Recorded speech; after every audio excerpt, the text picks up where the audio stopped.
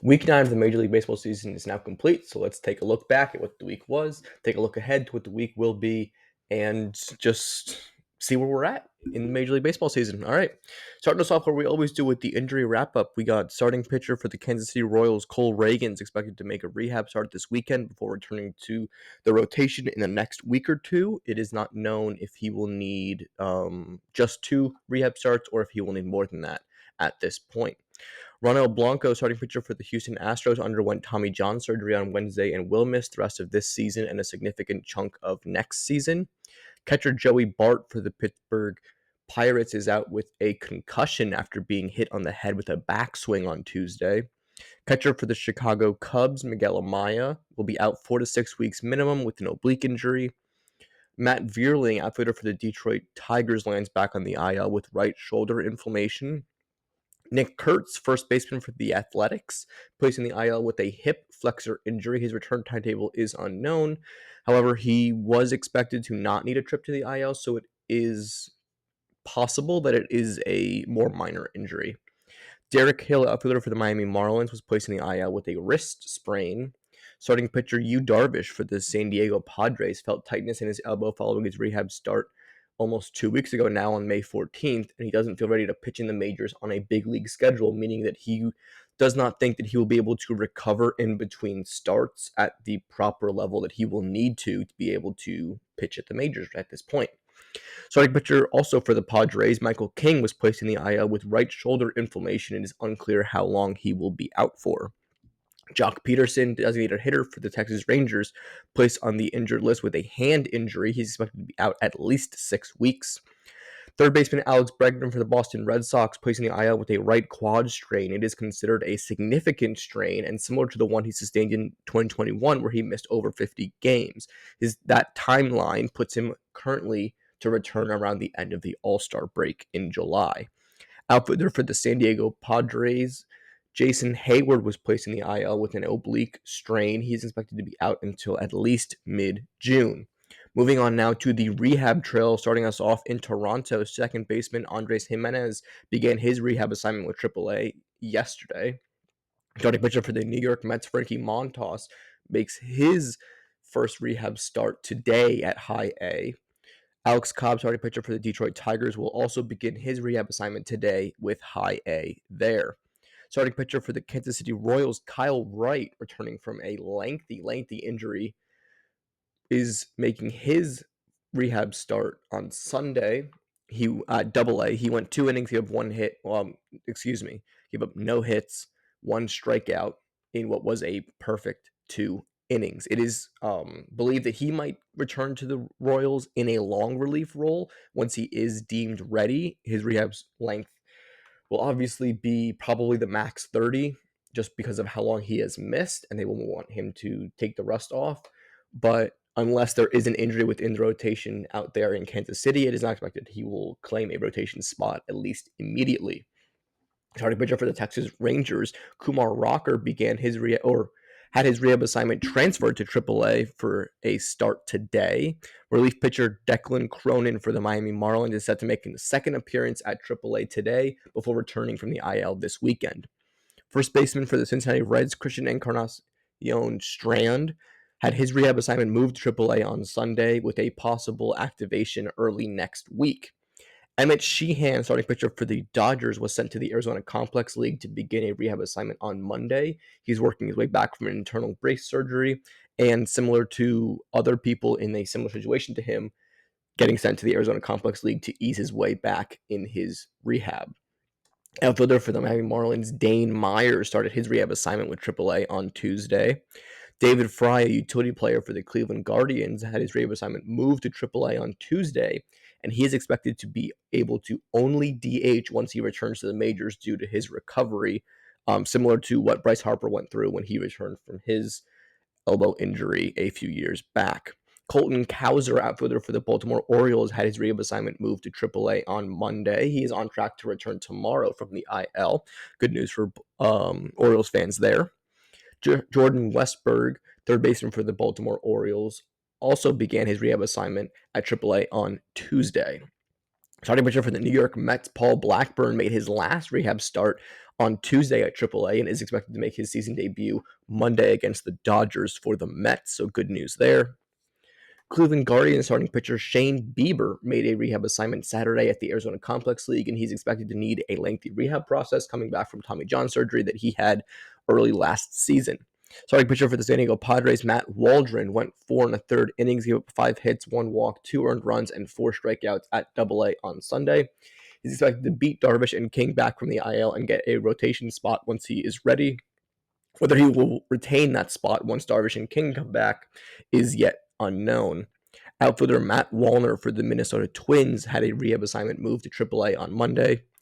Ha-Seong Kim, shortstop for the Tampa Bay Rays, began his rehab assignment at AAA on Monday. And Brandon Woodruff, starting pitcher for the Milwaukee Brewers, he went 7 innings, gave up 5 hits, no walks, no runs, 6 strikeouts at Double-A yesterday. He will make a rehab start on Tuesday next week before possibly returning to the majors the beginning of the following week. Now, that is the wrap up on our injury. Moving on now to our MLB Team of the Week, starting us off where we always do in left field with Jose Altuve for the Houston Astros. He batted .480 with a .481 on base and a .960 slug, hitting 4 homers, 7 RBIs, and scoring 8 runs. In center field, we had O'Neal Cruz for the Pittsburgh Pirates. He batted .276 with a .364 on base and an .800 slug, hitting 4 homers with 8 RBIs and 7 runs scored. Lawrence Butler is our right fielder for the Athletics. He batted .400 with a .400 on base and an .800 slug, hitting 1 homer, 2 RBIs, and 3 runs scored.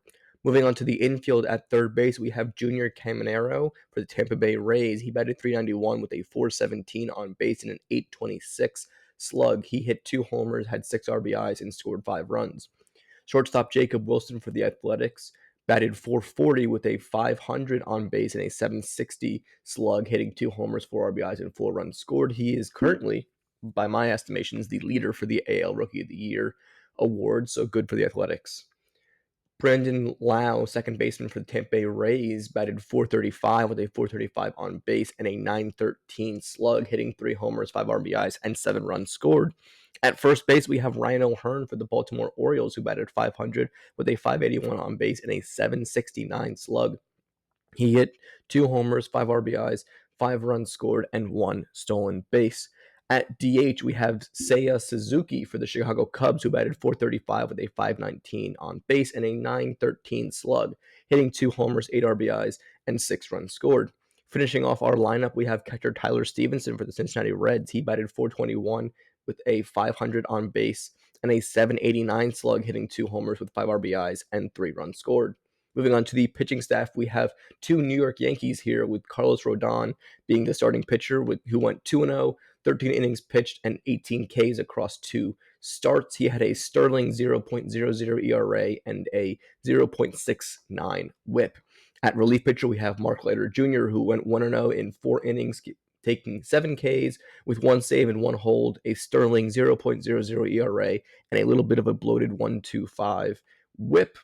However, just the sheer positive outcome that he was able to muster lands him on the list this week. Moving on now to our power rankings, we are going to start where we always do, at the bottom with number 30 and the Colorado Rockies holding firm down here. They went 1-6 in a rough week for them, facing the Yankees and the Cubs. They were able to take the first game from the Yankees and were not able to win their first series of the year, losing the next 2 before getting swept by the Cubs. Their pitching doesn't look great. Their lineup is not performing to the level that we expect them to, especially playing in that stadium. So if that continues to happen, they will continue to set records as the worst team potentially of all time. At 29, we have the Chicago White Sox, who continue their run of decent play by their standards, going 3-3 against Texas and the New York Mets. Now, they did lose 2 of 3 to the Mets while taking 2 of 3 from the Rangers, which is nice. I would have liked to have seen Chicago shut the door on one of those Mets games. They lost the first 2 games. It was a close game. Their bullpen ended up blowing it, specifically in the Shane Smith start. I thought that was the one that they should have definitely been able to pull out, but the Mets are a good team. The White Sox are not, so not at all surprising. I just would like to see this young team be able to take that next step.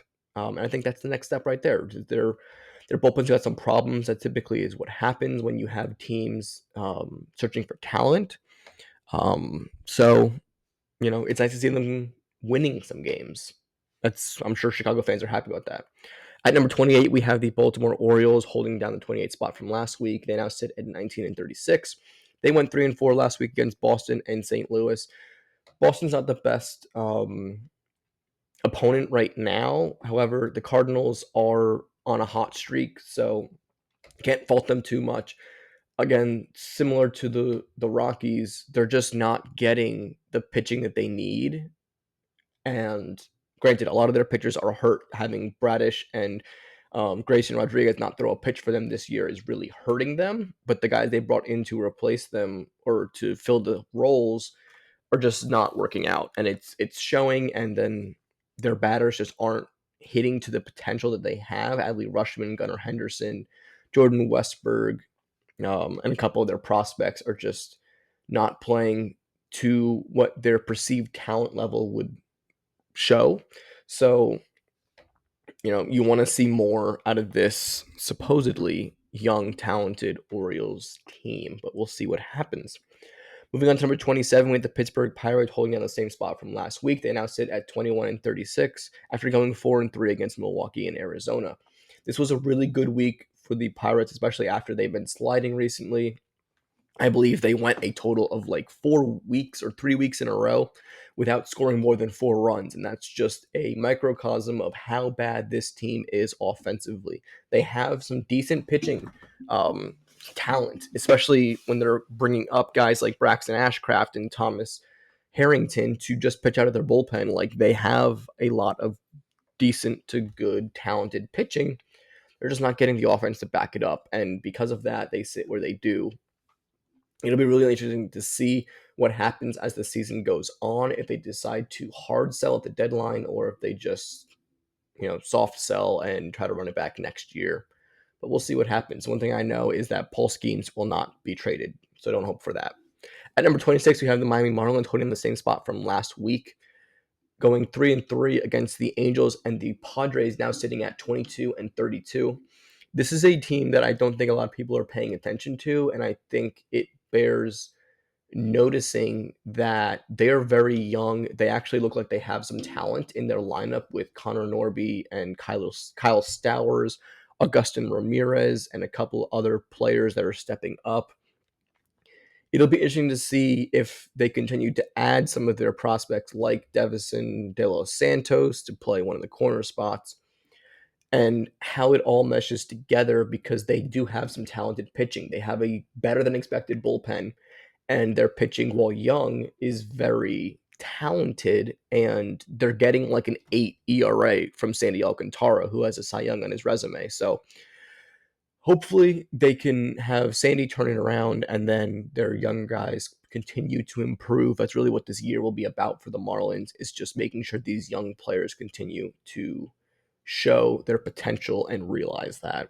Moving on to number 25, we have the Athletics. They remain the same from last week. Despite going 1-5, they faced Philly and Houston, so not the best matchups for them there. They now sit at 23 and 33, and they are just a team that can hit and not pitch. I know that them being in their minor league stadium out there in Sacramento is not helping that, as the OPS for opposing teams at that stadium is over 800, which is just insane. But at the same time, their young talent in the lineup is showing that they are real, and that is at least a good building block to have for a team that is on a slide right now. But they could definitely turn it around if they get some better pitching and their hitting continues to be what it has been. Moving on to number 24, we have the Washington Nationals sitting at 25 and 30 after going 3-3 and remaining in the same spot from last week, as the bottom 6 teams all remain the same this week. They face San Francisco and Seattle, so again, a rough matchup, but they are able to salvage the split. Similar to the Athletics, they have a young, kind of producing, not to the Athletics level type of lineup. James Wood and CJ Abrams are really carrying them. But at the end of the day, they don't have enough young pitching talent right now in the majors to push any higher, despite their lineup providing more than some of these other teams at the bottom have been providing. At number 23, we have the Los Angeles Angels, who moved down one spot this week. They now sit at 25-30 after going 2-5 against Miami and the Yankees. Now, the thing that I will note about them this week is that they have just been losing the close games. They're really starting to feel not having Mike Trout in that lineup, as their complementary pieces aren't able to really, like, I don't know. It's a combination of they're just not hitting, and then they're like, okay, what I'm seeing is that they're pitching and then not hitting, and then when they hit, they don't pitch. It's just not working, like matching up for them right now, which is why they do fall a little bit here, and they sit 5 games under 500 at this point in the season. For the Texas Rangers, who sit at number 22, they moved down 6 spots after a bad 2-5 week against Chicago and Toronto. They now sit at 27-30.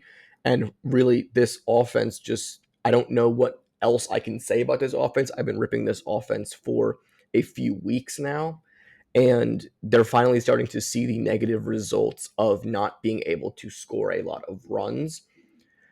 It's a problem. I mean, especially in a division where you have the Mariners and the Astros, and you're looking up at them. It's just hard to score as little as they have, even with their talented pitching staff, and still expect to win consistently when the firepower for those other two teams are firing on the cylinders that they are firing on. So it'll be interesting to see if the Rangers are able to turn it around. If they get Corey Seager back soon, that will help them. But I think, especially in the outfield, their production is just not where you want to be for a presumed playoff team coming into the year. Moving on to number 21, we have the Boston Red Sox sitting at 27-31 after a 2-5 week, moving down 2 spots in the rankings here against. And they played Baltimore and Milwaukee.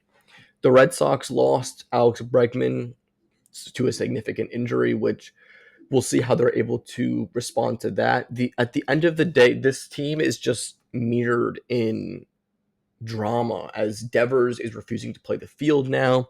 They're also refusing to call up Roman Anthony, the top prospect in baseball, despite just calling up Michael Mayer, their talented infield prospect. They do have flexibilities with the people saying that, oh, they don't have a spot for Anthony.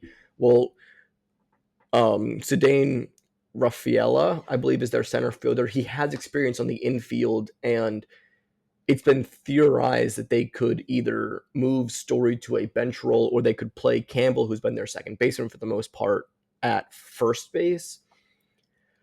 It'll be interesting to see if that's the route they go. I doubt it, just based off of how it's been recently. But at the same time, as they continue to sort of flounder and fail to be able to even like tread water right now, why are you not calling up a guy as talented as Anthony to try to give you a boost? I mean, obviously you look at Mayer and you assume that was what they were trying to do there, but I don't know. I don't think it carries the same gravitas when within your own organization, you're only going to your second best guy, despite the fact that he is still a top 20 prospect in his own right. It just feels like a half-assed effort to me. So moving on to number 20, we have the Atlanta Braves, who moved down 2 spots after going 1-4 against San Diego and Philly. They do have a doubleheader today, so we'll see how they do there against Philly. If they're able to sweep that doubleheader, that'll be a big help to them. Their offense got a huge boost over the weekend with the return of Ronald Acuna Jr., but as he shakes off the rest of the offense will need to pick up the slack that they have not been doing this whole season. So we'll see what happens there. They've been getting good enough pitching despite their injuries. So the fact that they still sit under 500 at this point in the season is just a disappointment overall. At number 19, we had the Cincinnati Reds, who move up 1 spot after going 3-3, facing Chicago and Kansas City. So they had some rough matchups, and they were able to take advantage by winning some games. They sit at 28-29 now Again, like I've said in previous weeks, well, they got Henry Hunter Green back, so that helped their rotation. But this is a very talented, very inconsistent lineup. Guys like Matt McClain, Jaime Candelario, Spencer Steer, they're underperforming based off how they performed in the past.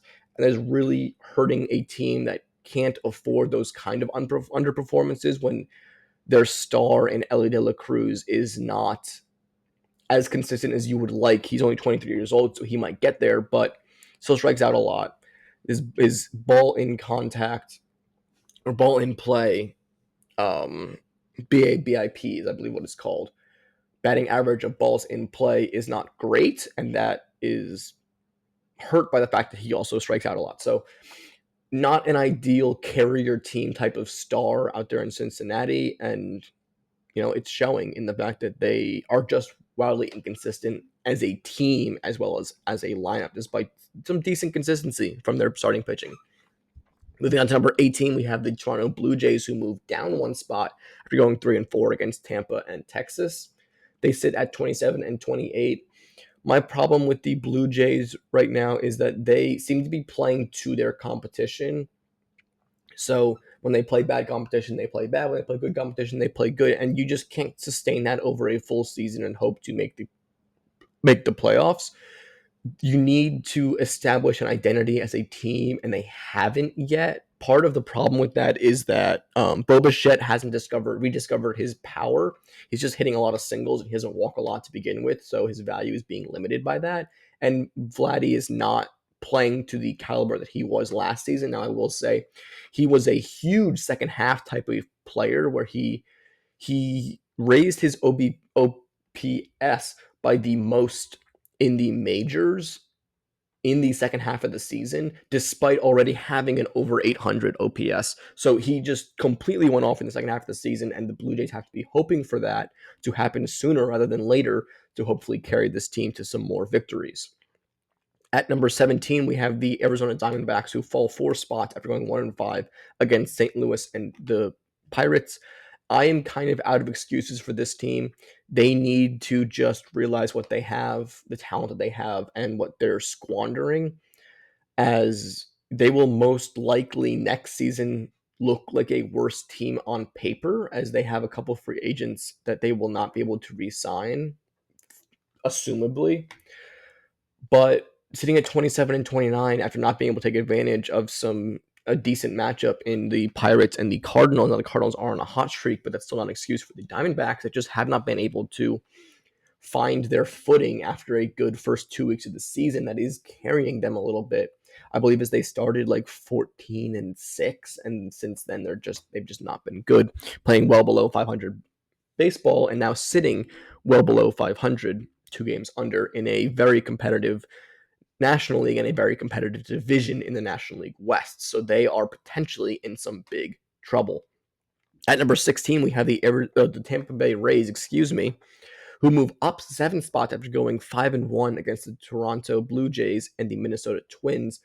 This was a great week for Tampa, who took advantage of some subpar offenses by pitching the way that they can pitch and getting enough hitting as they typically do. That's always been the way that Tampa Bay is able to win, is that they pitch, and they pitch, and then they get enough hitting. And they've been getting enough hitting, and that's when they win. When they don't get enough hitting, they lose. So hopefully they're able to continue to win games as they now sit above 500 at 28 and 27. And, I believe second place in the American League as well. So good news for them there. At number 15, we have the Milwaukee Brewers, who move up 6 spots after going 5-2 against Pittsburgh and Boston. As I've said numerous times on these videos in the past, I appreciate good teams taking care of business, and that is what the Brewers did facing the Pirates and the Red Sox. They took care of business. They're getting some guys back from injury, which will help them, but the big problem is they need Christian Yelich to play better. He can't be batting under 200, or I think he's batting like 205 now after a good week. He can't be doing that. Jackson Chourio needs to rediscover a little bit more of his power swing. And what they're getting from their shortstop and their third baseman is abysmal. I believe they rank 30th at both positions in OPS, which is just horrible. So the fact that they're able to be 29 and 28 above 500 um, with just those two black holes in their lineup is very impressive. And it's even more impressive when you take into consideration how injured their starting rotation has been. So good on the Brewers being able to tread water while they get healthy. At number 14, we had the Kansas City Royals, who fall 6 spots down after going 2-4 against Minnesota and Cincinnati.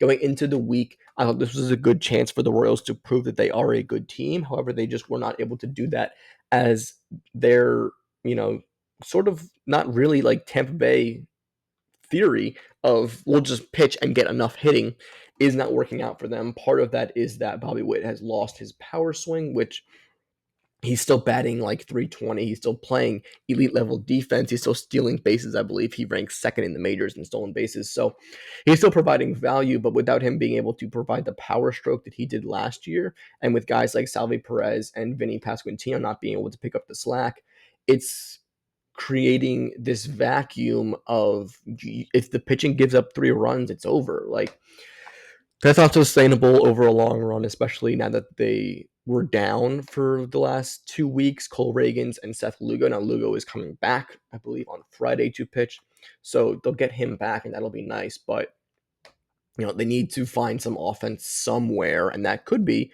in the shape of top prospect Jack Caglianone, who's getting some reps in the outfield. So we'll see if and when he gets called up, as he is ripping through AAA after getting called up to that level a few weeks ago. Moving on to number 13, we have the Houston Astros, who move up 2 spots after finally putting together a good week, not just an average week, going 5-1 against Seattle and the Athletics. They now sit at 30-25, a half game out of first place.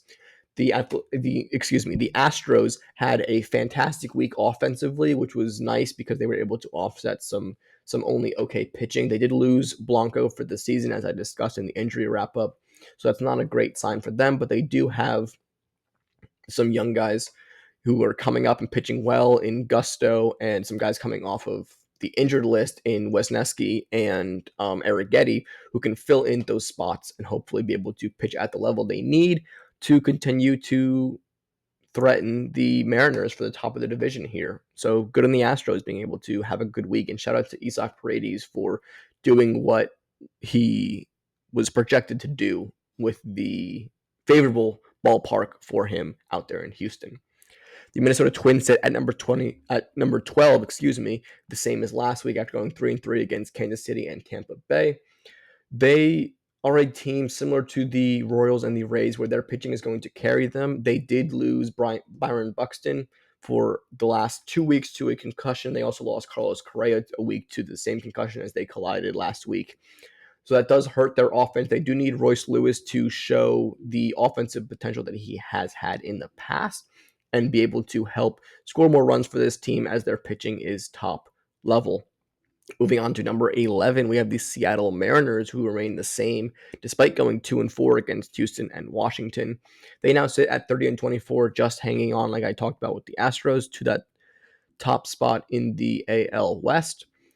They are a team that they're starting to get healthy in their rotation, which will definitely help them, but it is kind of upsetting to look at the way their offense is performing this year and think what they could have done if they had this offense last year, because of the pitching that they got last year, and they are not getting that pitching this year. Part of that being because of injury, but it'll be interesting to see as George Kirby gets back into the swing of things. Logan Gilbert returns. Brian Wu continues to do what Brian Wu's been doing, and Bryce Miller gets healthy for them as well, if they're able to create some distance between the Astros or if they continue to fall behind. At number 10, we have the San Diego Padres, who remain the same as last week after going 4-3 against Atlanta and Miami. They sit at 31-23. They're doing a good job of taking care of business where they need to. However, they did lose some rough games to Miami, which you don't like seeing. Miami Marlins played them very well, but I would have liked to have seen the Padres be able to pull out one of those games that they did blow. I believe it was Tuesday. Yeah, I think it was Tuesday where their bullpen blew it. Their bullpen has a lot of talent and is one of the top bullpens, I believe, statistically in the majors. So the expectation will be that they will be able to bounce back from that. But at the same time, their starting rotation is very injured right now. We'll be able to see if they're able to get through the absences of Michael King, continued absence of Yu Darvish, and what happens there is they're also having some power problems, and they have a black hole out there in left field, similar to the Brewers at shortstop and third base. At number 9, we have the Cleveland Guardians, who remain the same from last week at a 4-3 record. They now sit at 30-25. They face Detroit and the Dodgers, so they had a rough week. So being able to come up with the 4-3 outcome is very good for them. I believe they took 3 of 4 from Detroit before losing 2 of 3 from the Dodgers. I like seeing the Guardians play the Dodgers tough. They did only pull one game out, but it's one of those situations where I liked that they played competitively. They didn't get blown out. They didn't get their socks knocked off, and the games weren't exactly close, but the Dodgers are just a good team at pulling away, and that's what they did. And then the Guardians bullpen has had a little bit of issues, which you don't expect, especially how historically good they were last year, but they're doing a good job, and they took care of business versus Detroit, which, obviously they needed to do to create some, to close the gap between them in the top of the division. Moving on to number 8, we have the San Francisco Giants, who moved down one spot after going 2-4 against Washington and Detroit. They took 2 of 3 from Washington before losing 2 of 3 getting swept by Detroit. So not a good look. They took care of business with Washington and then just was not able to do anything against the Detroit Tigers pitching staff, essentially. We'll talk about that when we get to the Tigers, but for the Giants, they just need to become more consistent. Sitting at 31-25, they still hold a playoff spot at this point, but teams like the Cardinals, the Padres, the Cubs, the Phillies, the Dodgers, the Mets, they're all vying for these spots in the National League. And I mean, you look down and you see the Cincinnati Reds, the Arizona Diamondbacks, the Atlanta Braves, they're all going to be coming up for these spots. They can't afford to be inconsistent, and they need to play good teams better. They have a good pitching staff. They're trying to figure out how the end of their rotation is going to look after demoting Jordan Hicks and promoting Kyle Harrison and Hayden Birdsong to the starting rotation. But they have a talented team. Their offense is underperforming. Willie Adames is still having problems acclimating to San Francisco. Their first basemen have not been good, as Lamonte Wade is looking like he might be spent. And Tyler Fitzgerald's been hurt for them at second base. So they've had some issues offensively, but still a good winning record and to a point taking care of business. At number 7, we have the St. Louis Cardinals, up 7 spots after going 5-1 against Arizona and Baltimore. They took care of business with Baltimore, and they were able to take advantage of Arizona's problems, going 5-1, pushing their record to 32-24, and being the surprising early contender against the Cubs for the top of the division, sitting now 3 games behind the Cubs in the NL Central. It'll be interesting to see if they're able to keep this up, as I think their offense is only average at best, and their pitching staff probably something similar. But at this point, they're a surging team. They're similar to the Twins were a few weeks ago, where they were able to push themselves out of the doldrums and continue to climb up these rankings. So it'll be interesting to see if they're able to keep this up and continue to climb. The Mets sit at number 6 with the same spot as last week at a 34-22 record. They did go 4-2 last week against the Dodgers and the White Sox. I am docking them some credit because they did not play the White Sox well, and just because the Mets are a good team and the White Sox bullpen is horrendous, they were able to salvage the first 2 games. It looked like they could, it would not have been surprising to me if they got swept by the White Sox based on how they played against the White Sox. But I also have to give them credit. They did take 2 of 3 from the Dodgers as well. So it's a complicated situation, as I have the Dodgers above them. With the same record at 34-22, I just felt that the way the Mets played against the White Sox trumped how they played against the Dodgers, and so that's why I kept them at number 6. It will be nice that they're getting Paul Blackburn back in the rotation, as some of their starters are starting to show the cracks of overexposure to Major League scouting. At number 5, we do have these Dodgers that fall down 2 spots after going 3-4 against the Mets and the Guardians. The Dodgers played the Guardians well. Like I said, they did a good job of extending their lead late in games against a very good Guardians bullpen. However, the cracks are starting to show in their rotation and in their lineup, as the depth of their lineup just is basically evaporating before our eyes, and the injuries to their starting pitchers are starting to just pile up. It'll be nice to see Shohei Ohtani return to the mound whenever he does, as he threw a live bullpen on Sunday at Citi Field. And the Dodgers will get a rematch with the Mets at LA, which we'll talk about in our looking ahead segment in just a little bit. At number 4, we have the Phillies, who move up 1 spot after going 4-1 against the Athletics and the Braves. Now, they will play a doubleheader, like I mentioned with the Braves. They will play a doubleheader today, and it'll be interesting to see if they're able to take those games or not. The Phillies are getting good pitching, and they are smacking the cover off the ball. Kyle Schwarber is having a fantastic season. But Bryce Harper did get hit in the elbow, and he has been sitting. So it'll be interesting to see what happens there. I believe the x-rays came back negative, so that's a good sign, but still a question mark for a player who does have a decent injury history. At number 3, we have the New York Yankees sitting at 35-20. They move up 1 spot after going 6-1 against Colorado and the Angels. The one thing I have to say about this, they should have swept the entire week. They lost the first game to Colorado and then buckled down to get the next 2, and they swept the Angels. Their pitching has been really, really good. Having them get what they've been getting out of Will Warren, out of Clark Schmidt, out of Ryan Yarbrough, who was not expected to be a part of the team and was actually cut from Toronto after a bad spring training, has been really nice to see, and is a testament to the Yankees pitching coaches in Matt Blake. And then their offense has been doing what their offense has been doing all season, as one of the top offenses in the league. Now, moving on to the top offense in the league, we have the Chicago Cubs at number 2, who remain the same after a 5-1 week against the Reds and the Rockies. Like I've been saying in the past, they took care of business just like good teams are supposed to do. They sit at 35-21, atop the NL West and atop the National League. So good on them.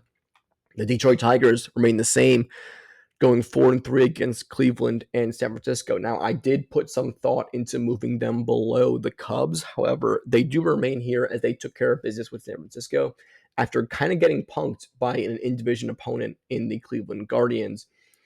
It's an interesting matchup between the two teams, the Guardians and the Tigers, because they both are built off of a similar mindset, which is pitching before hitting. I do think the Tigers have more hitting talent, despite the Guardians having the better player in their lineup in Jose Ramirez.